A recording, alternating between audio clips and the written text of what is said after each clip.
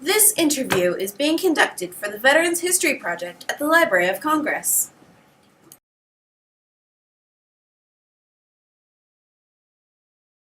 Well, I am Frank Romano, the children of Frank Romano and Lillian Lombardi. My ancestry is Italian, of course, with a name like Romano, you would expect that. And my grandparents came over to the United States, my mother's parents and my father's parents, in the late 1800s. My father was also born in Italy and came to the United States when he was a little boy of 10 years old. And he amalgamated into the custom of the American people and became a very, very patriotic American. So I'm delighted to be an American soldier, American veteran with Italian ancestry.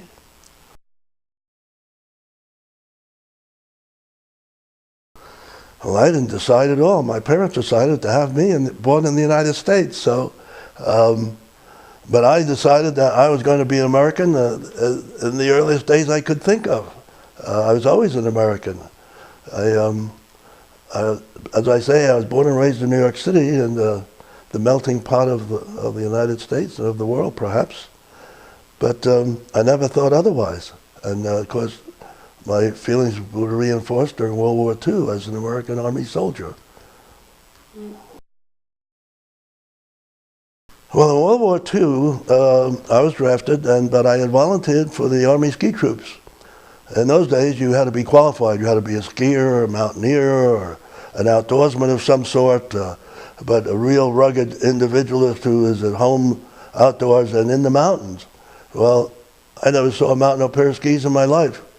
But with some assistance from some high-powered people and a little bit of what they call chutzpah, which is a little brazenness, and when you're 18 years old, you think you can do anything anyway. So I filled out the application and stretched the truth a little bit and ended up in the Army as a ski trooper. And that little incident changed my entire life.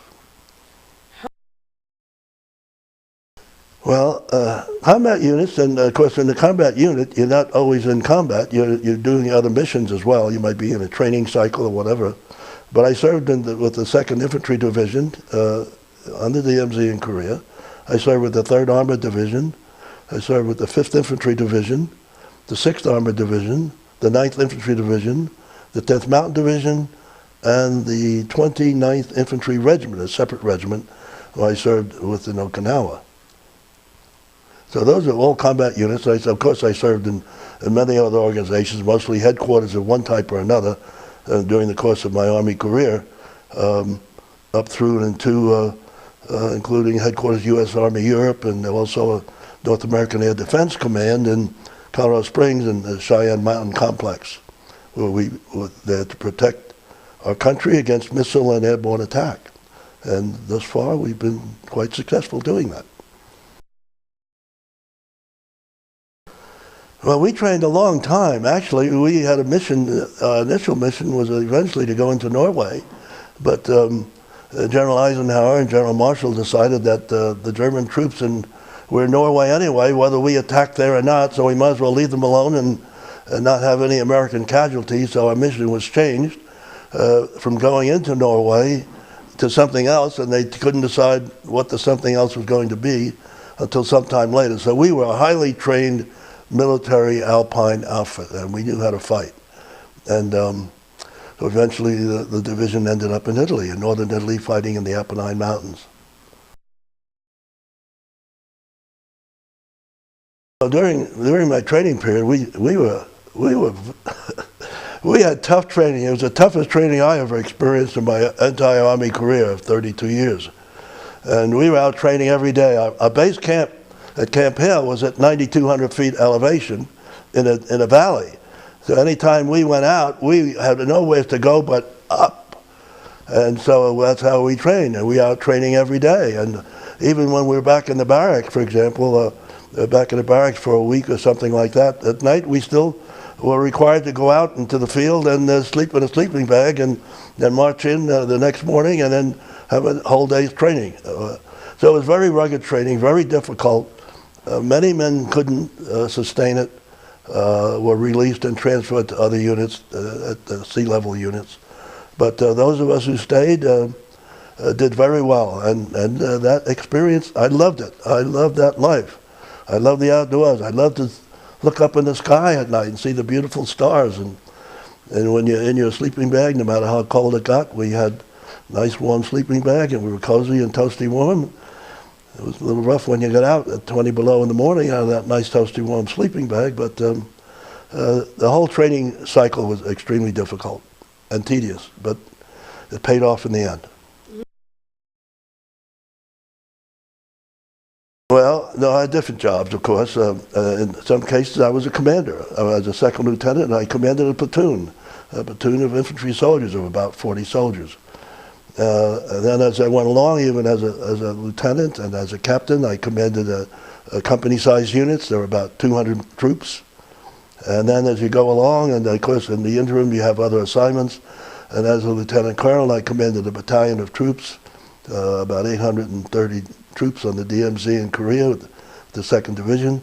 So as you go along and you go higher up in the elevation, why your responsibilities increase and your command responsibilities increase. I feel blessed to have gone as far as I can. I came in the Army as a private, and I left 32 years later as a full colonel. So I am blessed.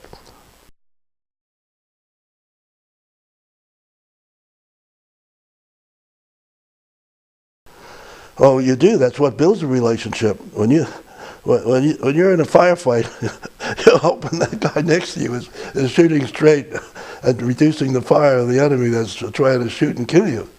So you do your best also to protect the man on both sides of you. So yes, you rely on the other individuals very strongly. You can't make it by yourself in the military, I'll tell you that. Well, that's an interesting statement. I served in Okinawa. I was a company commander of the M Company, which is a heavy weapons company. I was the first lieutenant and commanded this heavy weapons company in Okinawa, the 29th Infantry. And I was being separated, not separated, but leaving and coming back to the United States while en route on a ship back home. The war in Korea started. And I came on the ship, and my replacement, a captain, came in, took over my company, and the war started, and my regiment was committed very early on in the combat operation, and the battalion was ambushed, unfortunately, and most of the people were killed or captured, and my replacement was killed the first day in combat, along with my executive officer, who was captured as a prisoner of war with other officers, and in a kneeling position, their hands tied behind their back. They were shot in the back of the head. So my battalion commander, who was wounded but survived, told me that if I was there, if I didn't leave, I would not be here today. I would certainly not have survived. So that was one area, and the next one was in the DMZ in Korea. That was during the Vietnam War. We were up to our eyeballs in Vietnam, pretty heavily committed, and of course the North Koreans, being sly and clever people as they are, pushed us as hard as they could up on the DMZ, and we were fighting the North Koreans every day in the DMZ. They were very mischievous, and they were pushing us very hard, and of course it caused a lot of consternation at the highest echelons of our government, in the White House and also in the Secretary of Defense and the Pentagon. So there was a great deal of pressure to keep this under control, so we couldn't afford another major fight on the Korean Peninsula in addition to Vietnam. Oh, when I was in the Army Ski Troops, I was enlisted. I was enlisted for 2 years. I came in as a private. You know, when you're 18 years old, they don't make you colonels. And there goes the chimes. It's 11 o'clock, which is an infamous time, was when the armistice of World War I was signed. Exactly 11 o'clock. At any rate, as an enlisted man of 2 years, I was made a PFC, then a corporal, and then a buck sergeant, and I became a machine gun squad leader. And then I went on to officers candidate school, after which I became a second lieutenant of infantry.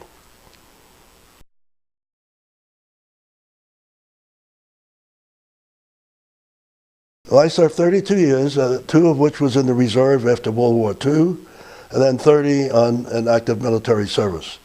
So I came back into this. I got out of the military, out of the Army, active Army, 1946, late 1946, coming back from the Philippines, and then I went back in early 1949, and then stayed in until 1974. So I went in the Army as 18 years old, and I came out when I was 50. Well, after World War II, then I served. I served during the Korean War and the Vietnam War, and up until 1974. So I served during the three of the four major wars of the 20th century, although I didn't participate actively in all of them. I did get involved in all of them to some extent. And so I'm very proud. I'm honored. I'm blessed to be here today talking to you people, being an infantryman, serving 30 years in the military, in the Army, and to have survived. And many of my compatriots are no longer here, and they didn't make it through whatever war they were in. So I don't know why I'm here, but I am here. I know one thing, my mother prayed very hard for me. I didn't pray for myself as much, but she prayed a lot, so maybe that's why I'm here. The Lord took special interest in me in answer to my mother's prayers. Well, the North American Air Defense Command is a command that's responsible for protecting the United States and its territories from missile attack, from air attack of any type. And it's a very important and these days a very difficult assignment, but that's why they've been very successful. My specific job was to set up training exercises for the generals and the combat staff to exercise during wartime situations when in fact there is a missile attack, if there were to be one, how to survive in a circumstance in the mountains, in Cheyenne Mountain at that time, where you're enclosed in this mountain and the door's shut if there's an emergency situation, and you're locked in there for 30 days. And there's food and sufficient air intake, purified air, water, fuel, etc., to medical attention and so forth, to survive 30 days. So that was the circumstance and the situation in Cheyenne Mountain at the time. Cheyenne Mountain is no longer used. It's still there, can be used, but NORAD has moved out to an office complex east of Colorado Springs, a brand new office complex. And they perform the same mission there because nuclear weapons and hydrogen weapons are such that a hole in a granite mountain is not going to assure survival any longer.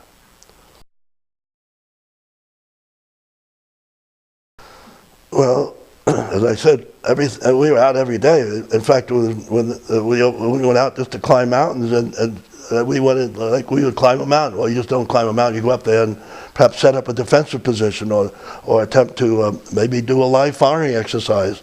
We did a lot of live firing during World War II. As a machine gunner, we were firing all the time. One time, I had a very, very fine platoon leader, and so he got some parachutes, and he shot these parachutes. These were little parachutes that illuminated at night, you know, the illumination type parachutes. And so we were training on shooting at these parachutes like they were aircraft. So we're firing away, we're up on the top of the mountains, we're firing, and it's going over the mountain. And it's going over the mountain to this little town. So suddenly this Jew comes rushing up the valley, and because the communication was not very good in those days, he's rushing up the valley. He says, "Cease fire! Cease fire!" All your rounds are going into this little valley, into this little town, and people are getting shook up. So that was kind of funny. We thought that was funny, but the people in town didn't think that was very funny at all. But we did a lot. We did a lot of combat training, very severe and intense combat training, and a lot of firing, and we had a lot of serious accidents actually, and people killed as a consequence of that. But it toughened us up.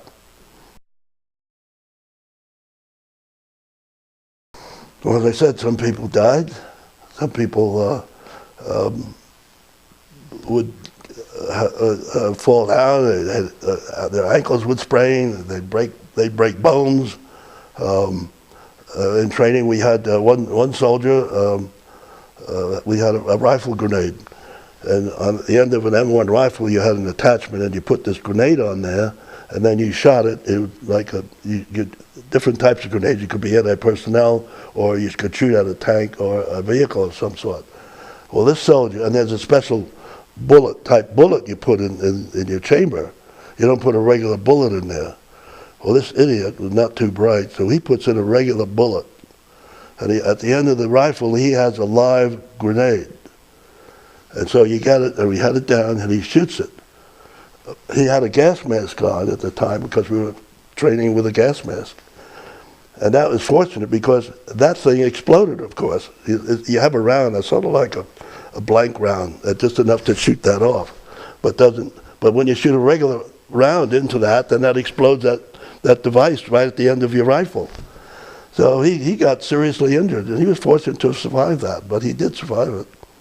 And that's one of the injuries, but there are a myriad of injuries that occurred. And I had sustained some of them too, but you just work your way through them. Being at altitude like that, a lot of soldiers, if you had a problem with asthma or something of that nature, you couldn't survive in that atmosphere. So you had to be released from the 10th Mountain Division and sent to a unit at sea level. They had a lot of troops reassigned because they couldn't handle the altitude, they couldn't handle the reduction in oxygen. We lived at 9,000 feet. When you're at 8,000 feet in the aircraft, when you fly in an airplane, the cabin pressure is at 8,000 feet. We lived at 9,200 feet, and we just went up from there. We had no extra oxygen. That's what we did. Probably that's why I need oxygen these days, I don't know. No, that's a tough question to answer. There probably were things I regretted. I can't think of any. Probably if I did, I probably wouldn't want to tell you. But things I regret.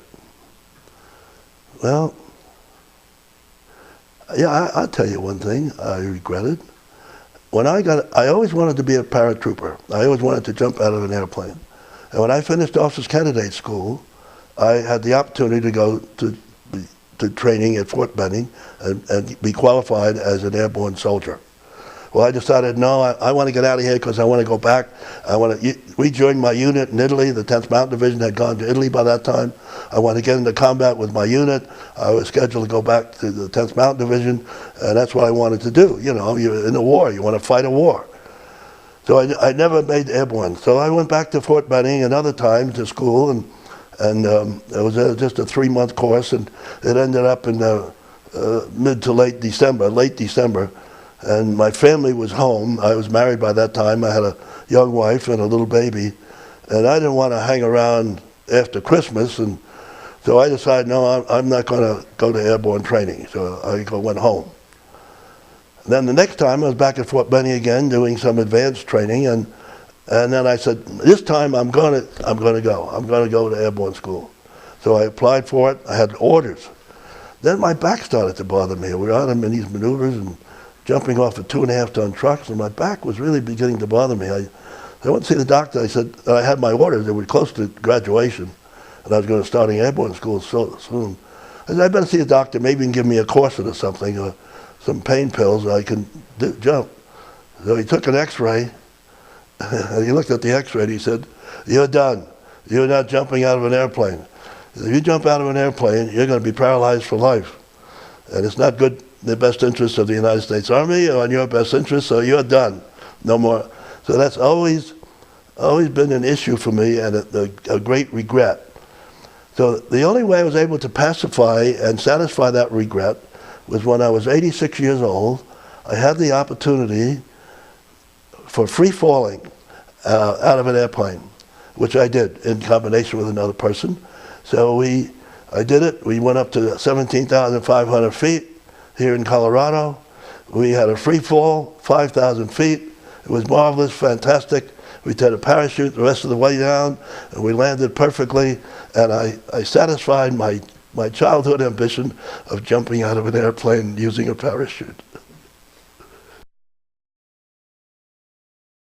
Oh, well, You know, when I was a young soldier and I became integrated into the regular army, my thought was, you know, I'm going to work my butt off to become a general. Because I had met generals and I didn't think that they did anything that I couldn't do. I thought I could do anything that these generals did. So I was going to do that. Well, as years went by, I began to realize if I'm going to do that, I've got to sacrifice a lot of things with my family. I had to sacrifice a lot of things anyway, the normal course of events. But this meant taking assignments and doing things so that I could progress in the Army to arrive to the level of becoming a general officer. And so I had to make a decision midway through my career, usually sometime around the time I was a major, deciding that, no, by that time I had 5 or 6 children to consider, so that was an element. I decided, no, I have a good career, I'm doing well, and I'm satisfied with where I'm going, and I probably will never become a general, but I think I can probably continue to progress to a higher level and be satisfied with that, and so that's what I did. That's really a good question, and that's one that you kids thought of yourself. One of the things you have to realize, number one, you have to know the history of your country and what the people before you did to make the country what it is today. It just didn't happen. A lot of good people sacrificed their lives and they sacrificed everything that they had to make this country what it is today. So you have to study history and understand what they did. And then you have to realize that you're the current generation, that you have this responsibility on your shoulders now. You have the responsibility to take care of what these people, your forebears did to bring you to this level. So history is important. And not only the study of history, but the impact it has on you and the fact that you are now in charge or will soon be in charge, and you're going to carry the torch forward. And you've got to do at least, if we're going to progress, you've got to do at least as well as your forebears, or better if we're going to have progress. If you don't do as well, then we will regress. So that to me is the most important thing. And the next important thing is you have to understand people, and I believe you have to understand in a supreme being. If you don't believe that there is, in my opinion, is or was a supreme being, and a person who is dedicated to keeping this world going and directing us in the direction that we should be going, it's all for nothing. So know your history, know where your place is in history, continue to perform, love your country, love your family, love the people who are around you, love your God.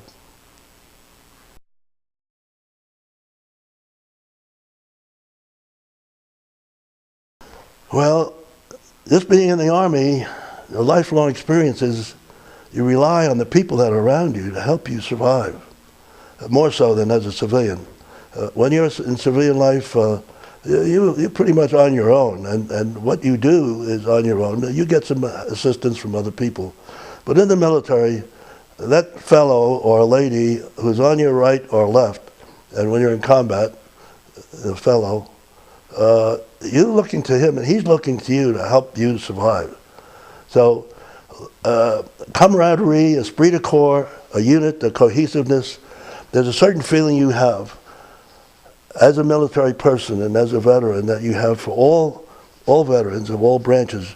But being an Army guy, of course, I'm more closely affiliated to Army people. And being an infantry soldier, those of us who are infantry soldiers are closer to me than others. So you learn that intimacy of your relationship with other people under severe circumstances. It's always hard because it's competition all the way. In the Army, if you don't succeed, if you just languish, you don't get a promotion. And if you don't get a promotion over a period of time, you are separated from the Army.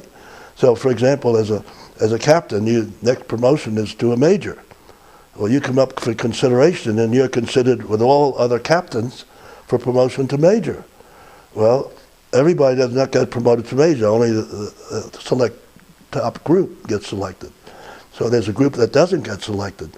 Then if they don't get selected on the second term, which very few of them do, then they usually are separated from the service. So as you go up in rank, the competition gets tighter and tighter. There are fewer and fewer numbers of people in the higher ranks, and there are more and more competent people, of course. So it's competitive. The whole Army career is a very competitive situation, as it should be and as it is, and actually as it is in civilian life as well, and industry.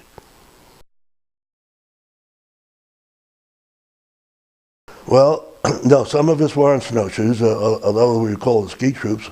The riflemen who had lighter packs to carry, they just had to carry their packs, which was very heavy anyway, and their rifle and their skis. Were issued skis. As I was a machine gunner.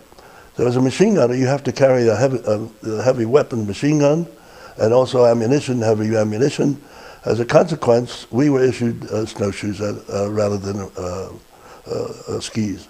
And as you know, the idea isn't just to go skiing down the mountain, you know, looking like a hot dog, but to get from point A to point D in the mountains over snow so you can fight a battle at point B.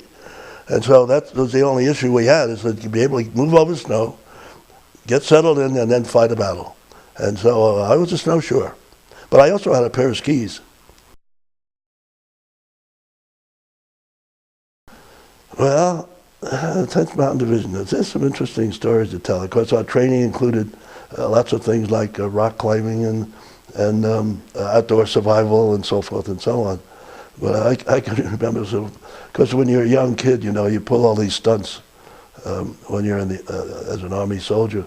We were training rock climbing, and one of the things we had to train on was how to fall. So you have a man on top who's got a rope around him, and you're climbing up this rock, and you practice in case you were to slip and fall, and you yell out falling, and the man on top releases the rope slightly and gradually and stops your fall. So we had one young man who was not a very good soldier, actually, and he was a little timid. So we played a joke on him. Normally you're allowed to fall 5 or 10 feet. So we decided we're going to let old George fall about 15 or 20 feet and see what happens. So we let old George fall about 20 feet, and his eyes opened up. He thought he was gone. And he come back into the wall. Instead of coming back with your feet into the wall, he comes in with his butt. And boy, he took out a shot. But that's the kind of stuff you go through. You train, but you still have a good time.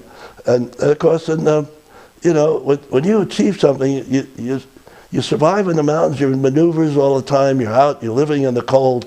You learn survival under severe conditions at all times. And to be able to do that and come back, and it's a sense of achievement to do something like that. And not too many people can do that and survive. So the whole atmosphere, and of course we felt pretty proud of ourselves. We were a pretty confident group of people. And we felt we could do anything that had to be done as a U.S. Army soldier. And going into combat, we were very confident. And in fact, after the war was over, some of the highest plaudits that the division received was from foreign German generals who praised the tenacity and the worthiness and the capability of the soldiers of the 10th Mountain Division as being one of the more difficult divisions to fight against, and the most successful division that some of them had seen, even on the Western Front fighting the Russians. Mm-hmm. So all these things pulled together, they sort of blend in. As a young man, you sort of accept them, that's the way it is. But as you get older, you begin to realize, well, you did something that a lot of people don't do or can't do.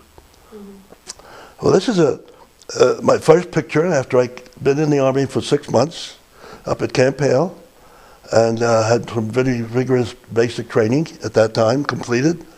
I unfortunately developed pneumonia and was in the hospital for 2 weeks just before I left to come on leave, on furlough actually in those days. And I was home after 6 months in the Army, and this is a picture that was taken in a studio of me as a private first class. I had just received my first stripe. So private first class, Frank Romano, 19 years old. This is a picture of me at Camp Hale.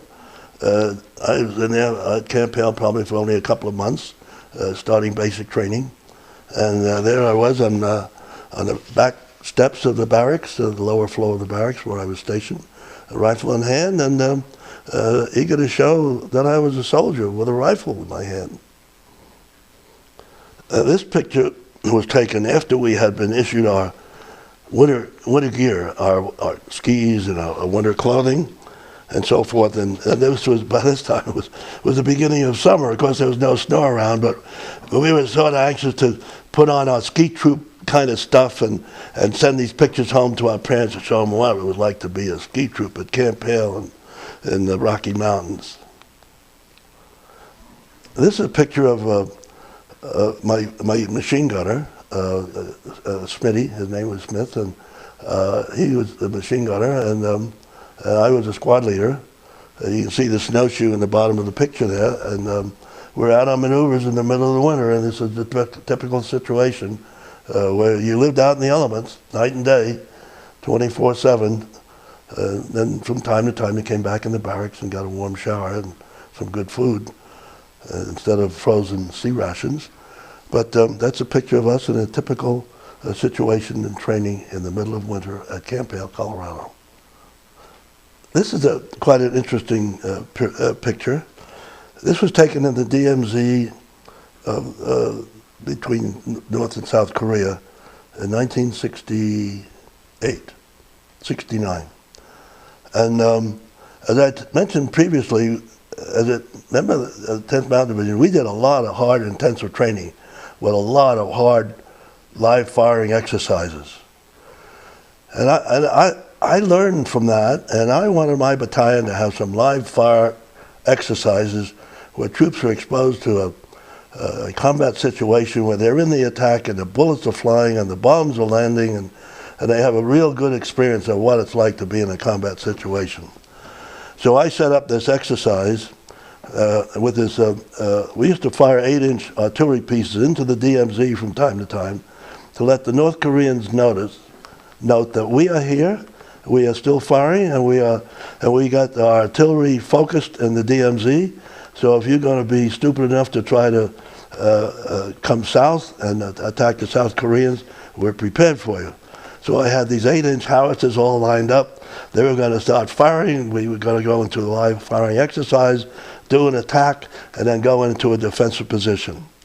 Well, the generals, of course, as usual, got a little squeamish. So just at the moment of the start of the exercise, the assistant division commander comes with a brigade commander and wanted a briefing. He didn't ask for a briefing months before, but just at the time of the exercise, at which time I gave him the briefing.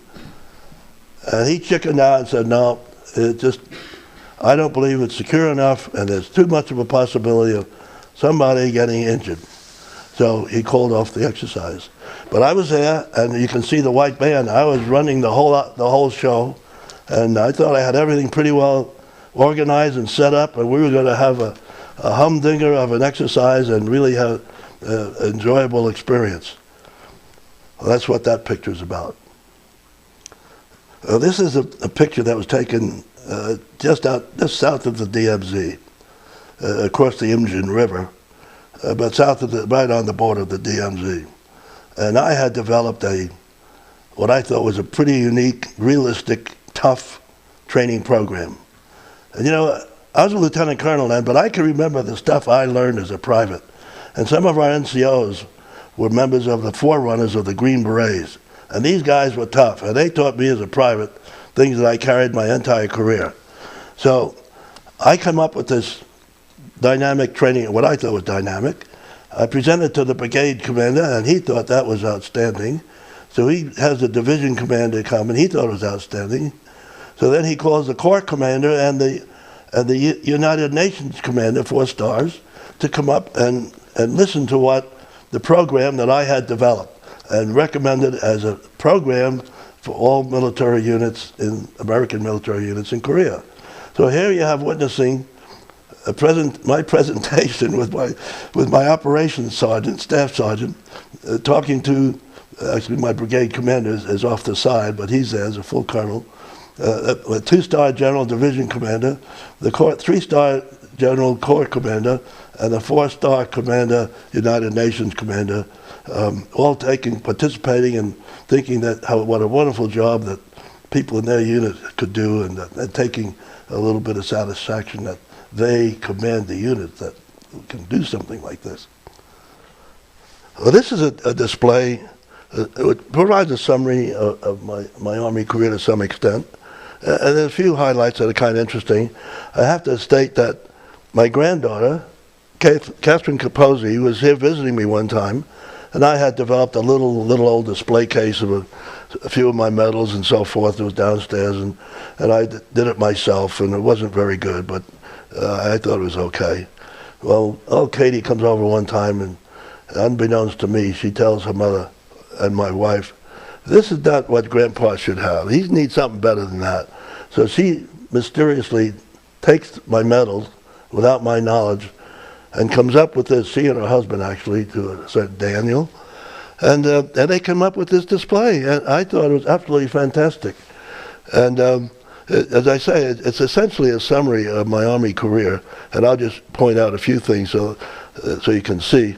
Of course, this here is the various ranks I served in, from private first class. Of course, there's nothing as a private, up to my final rank of full colonel. And across the top, the various medals and awards that I received, and the top one being the Legion of Merit with an oak leaf cluster. I received my first one as a battalion commander at the DMZ in Korea, and the second one when I was with NORAD prior to my retirement. This is a Meritorious Service Medal and other general medals of one type or another for various services that I had performed during the war and other times. And kind of significant are the last 2 medals. In World War II, I was there in a lot of phases of World War II. And this is a Liberation Medal, a Philippine Liberation Medal, which was awarded to those troops that were in the Philippine Islands at the time of during the period of the war. And then this next one is actually an award by the Philippine government and the U.S. government, but this one is a Philippine government medal awarded to me for independence. As many of you know, historians know, that in the Spanish-American War of 1899, the United States acquired the Philippine Islands as a territory.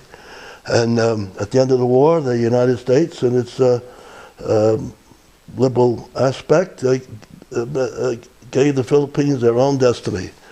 And so they had their freedom. And 1 year later, in 1946, July 4th, 1946, the Philippine Independence Medal was developed, and they received their independence, and I was awarded that by the Philippine government. And this listing here is all the major units, combat units that I served with. These are other units that I served with as well, some combat, some non-combat. Interestingly, and I hadn't thought of this, I have 2 sons that were in the service.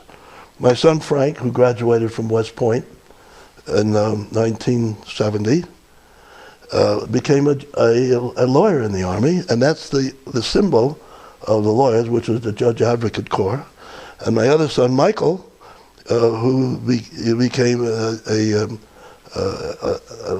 practical nurse. He became a nurse in the Army, and that's the symbol for the practical nurse personnel. This flag was arranged for by my grandson Michael Capozzi, who was a pilot flying C-17 aircraft, and a C-17 aircraft flying on a combat mission in Iraq and also in Afghanistan flew this flag at that time, and Michael Capozzi arranged to have that flag put in this particular display. And so my grandchildren played a part of this, for which I'm very proud. So that's essentially the summary, and without getting into laborious detail, not appropriate at this time.